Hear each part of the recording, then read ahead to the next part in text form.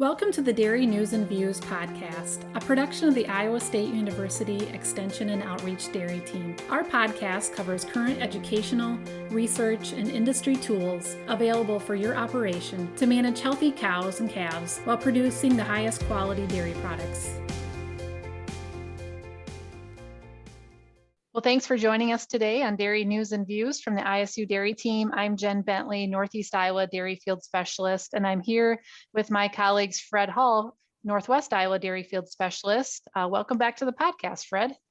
It's always great to talk about cows and today alternative feed. Yeah, great topic. And we also have another dairy team member on our podcast today. So we welcome Gail Carpenter. She's currently the Assistant Professor of Teaching in Dairy Production at Iowa State University. And soon to be on July 1st, we'll move over to a state extension dairy specialist within Iowa State University Extension and Outreach. So we're happy to have Gail on our team. And she presented at the Four-State Dairy Nutrition Management Conference in Dubuque here a few weeks ago.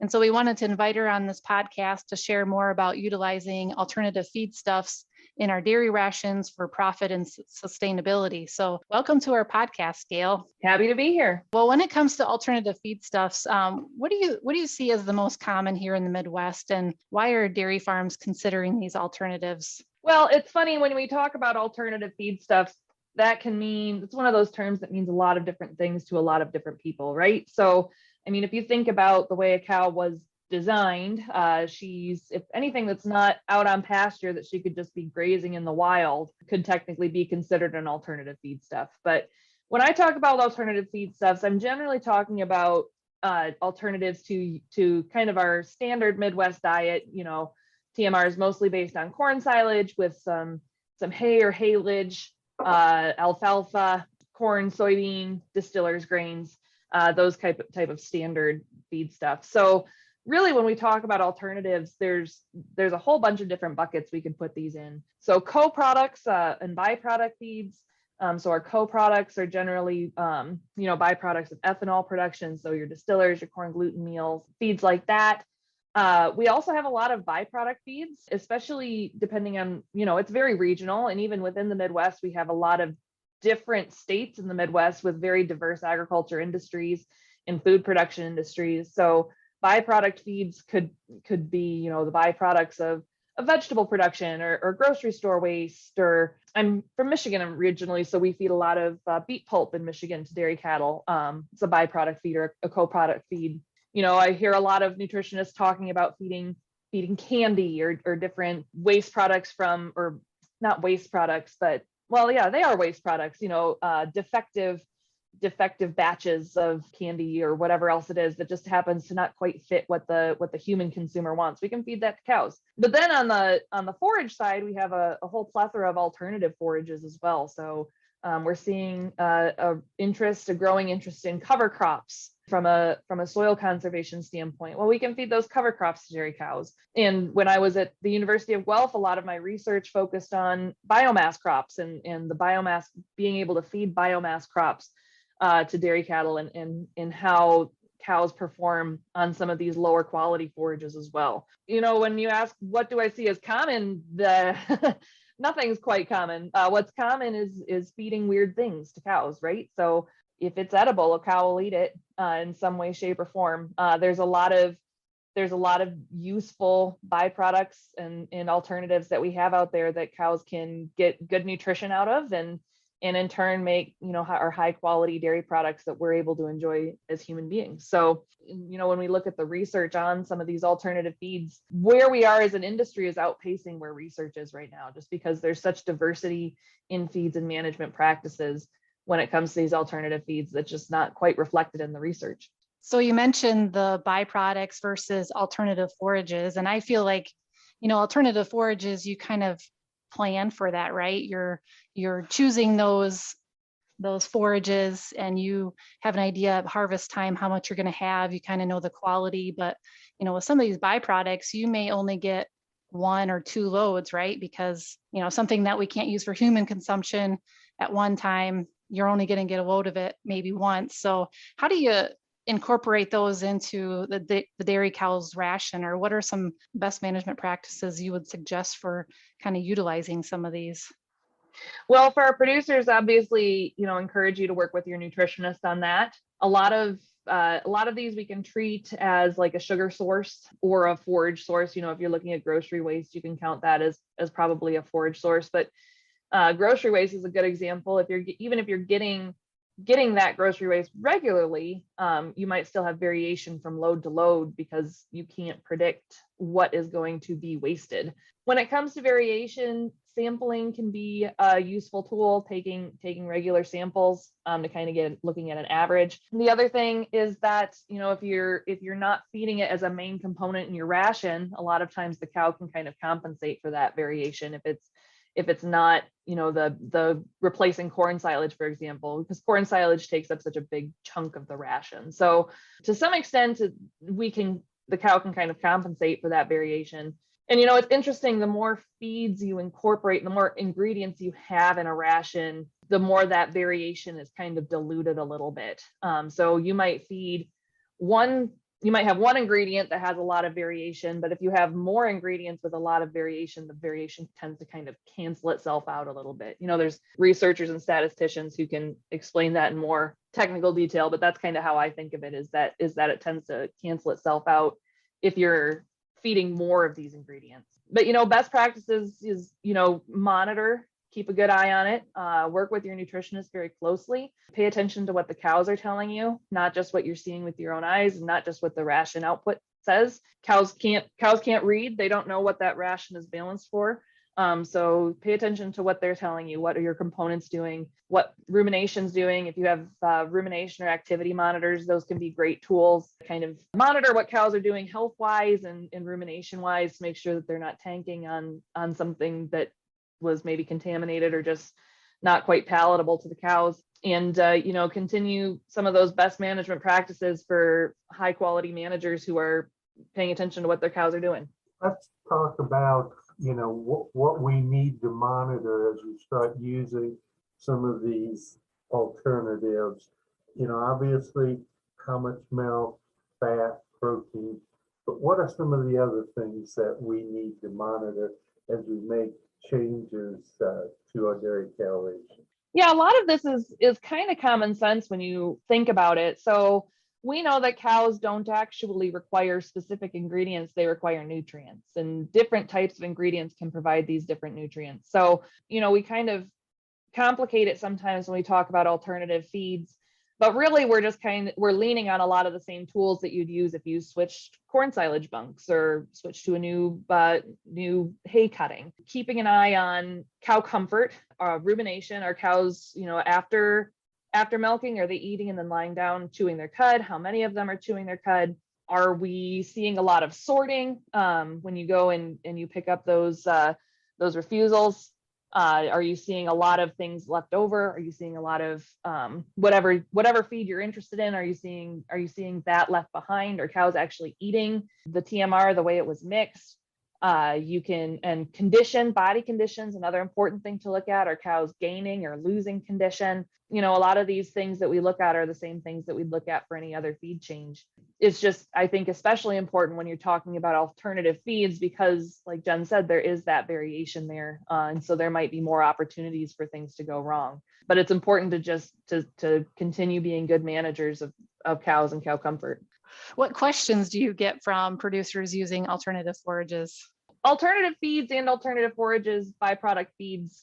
The questions that I usually get are, can we feed this? Can we feed whatever it happens to be? So looking at a different cover crop or a different cocktail mix, or, have access to switchgrass. I worked with a lot of switchgrass hay when I was at my last job. Or, I'm right down the road from, a chocolate factory, and I have access to this chocolate now, or whatever, a jelly factory, a jelly plant. That tends to be most of the questions that I get about this.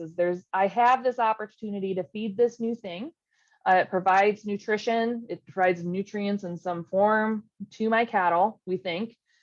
Can I feed it? And usually the answer is yes. So with forages, I usually say all forages are useful, assuming they're not excessively moldy. And even if there is some mold or some toxins, you can sometimes get away with that with dilution. It's the same thing for a lot of these byproduct feeds too. A lot of it can be useful. So you kind of have to think about what would it be replacing, what nutrients is it providing? Is it a good source of sugar, or is it a good source of fiber? And working with your nutritionist to say which groups of animals can I feed this to. So a biomass forage that's quantity over quality, you may choose to feed that to your heifers or your dry cows instead of your high producing lactating cows, or you might include it in your low cow ration. So we can kind of look at the different groups of animals that we're feeding on farm and say, what do these animals need, and what does this provide for different groups of animals there. So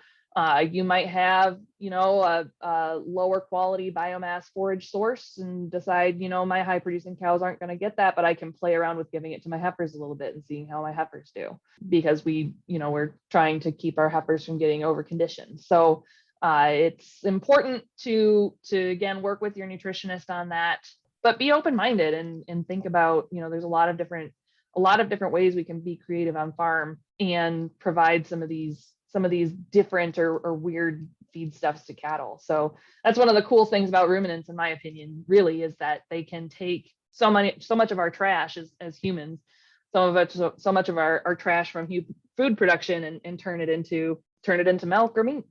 Dr. Carpenter, we've kind of used some terms almost interchangeably. Alternatives, additives, supplements. Maybe we should have started by kind of putting a definition on some of these terms. Yeah, so additives and supplements I tend to think of as, well, the breakdown for me is you're feeding those in smaller amounts. And so somehow those additives or supplements, they might help you just unlock something in your ration. So it could be some sort of yeast product or direct fed microbial, or it could be different mineral source, or it could be enzymes. So I tend to think of those additives and supplements as something that's helping you maximize the other ingredients that are in your rations. And when I'm talking about alternative feeds, I'm talking about things that are generally, I'm talking about things that are adding specific nutrients to the ration, or adding that they make up a bigger proportion of the ration. And Gail, when you talk about additives or supplements, I think when we think about alternative feedstuffs, alternative forages, it's a way for producers to lower their overall feed costs, right? Mm-hmm. But then you have these additives and supplements that you may need to add back in, which could potentially increase the cost back, right? So how do you balance those additives, or what do you think are some of the necessary versus maybe optional, depending on, your other feed sources that you're using? Yeah, that's a great question. Yeah, there's a lot out there.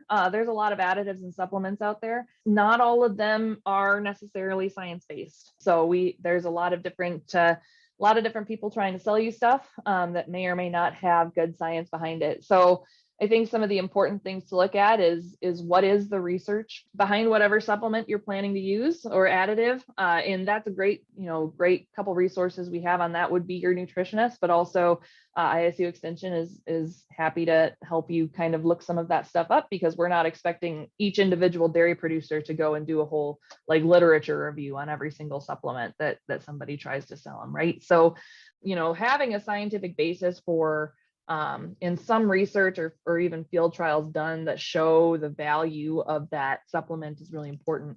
A lot of times we have a tendency to pile supplements on top of each other, additives on top of each other. And, if there's overlapping modes of action or overlapping things that each supplement's supposed to do, it's not like we're going to continue getting the same return on investment every time we add something new to the diet. And like you said, it's really easy to make a diet very expensive that way. And, we're really focused on, especially in the current economy, but really always we try to keep our feed prices lower and not top off with too many of these expensive supplements. So it really depends on, what are the holes in your ration? What are the things that, like I said earlier, are going to kind of unlock some of the extra potential of your ration there? So some great examples would be sugar supplements. So like a molasses or other liquid feed, or or other form of sugar. Those tend to really help your fiber digesting bacteria. So kind of give them a little bit of a boost. And that can help with unlocking some of the forages in your diet, for example. Yeast supplements, another really solid one that can help the rumen fermentation profile and make sure that rumen's off to a great start. That's another great thing to look at. So really looking close, making sure too, I think communication is really important when you're talking to your nutritionist about what exactly your goals are, and making sure you're asking some of those good questions about what exactly is this providing to me, and what is the benefit I can expect in my current ration, and making sure that whoever you're working with also understands what your goals are in terms of your income over feed costs, and how you value milk production versus feed cost, and making sure that you're having a good relationship and an open relationship with your nutritionist when it comes to these things. Gail, thanks for all the great information we discussed here today. As we conclude, any last take-home messages you want to share with our listeners? Yeah, like I said earlier, cows can't read, and they also don't require ingredients, they require nutrients. So if you have the opportunity to feed something that's a little bit different or a little bit outside the box, don't be afraid to experiment with that a little bit. Make sure that you're working closely with your nutritionist on those decisions so that they understand what exactly it is you're putting in. You know, like I said, everything, forages and byproduct feeds and co-product feeds, most of them can be useful. So it really depends on what group of animals you're feeding, whether that's your heifers or your lactating cows there. But don't be afraid to experiment a little bit and try out something new, because ruminants are pretty resilient animals, and they're pretty fantastic when it comes to recycling what we would consider waste products and converting them into something that is useful for the rest of us. Thanks, Gail. Some really great information. And, before we conclude, when I get questions that come in from producers on these types of topics, I quickly email you, right? So maybe you want to share your email so that if they have a quick question, they can send it to you, or they're thinking about something. I'm sure you'd like to know what producers are up to as well. Yeah, absolutely. You can feel free to reach out to me. My email address is ajcarpen. So it's AJCARPEN @iastate.edu. Perfect. Well, thanks for being on the podcast here today, Gail. Thanks for having me. And we also want to thank our listeners today and look forward to visiting with you on the next Dairy News and Views from ISU. This institution is an equal opportunity provider. For the full non-discrimination statement or combination inquiries, go to www.extension.iastate.edu/diversity/EXT.